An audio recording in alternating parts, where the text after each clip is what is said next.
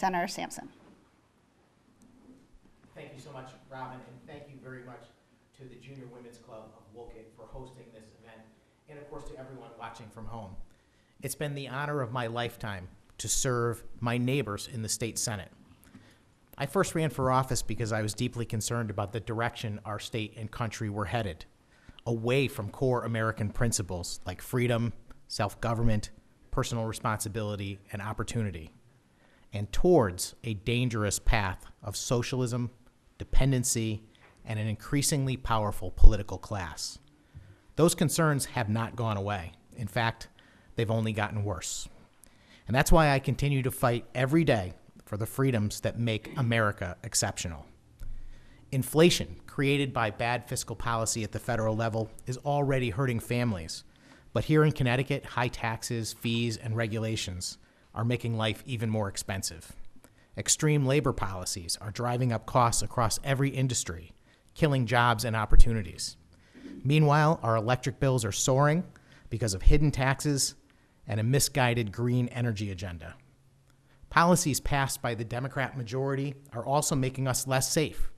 Crime is rising due to laws that weaken police, raise the age for juvenile prosecution, erase criminal records, and even let violent felons out of prison early.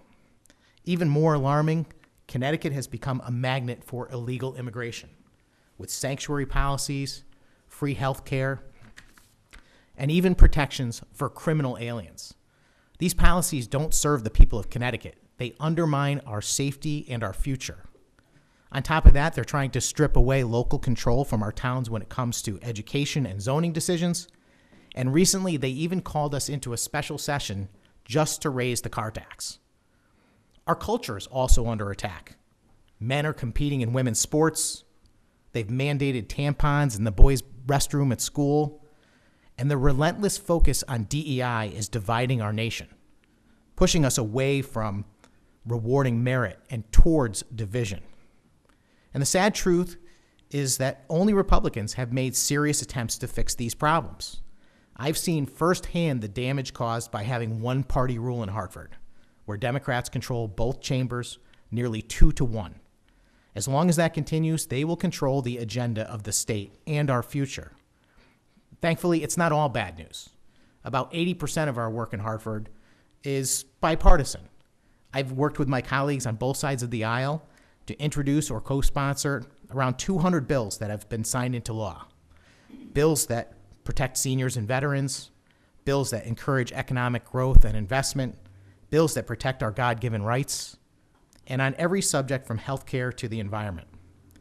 But it's the other 20%, the most contentious issues, where you really need a senator who stands on principle and isn't afraid to defend our Constitution and the people against special interests. And that's why I'm running for re-election.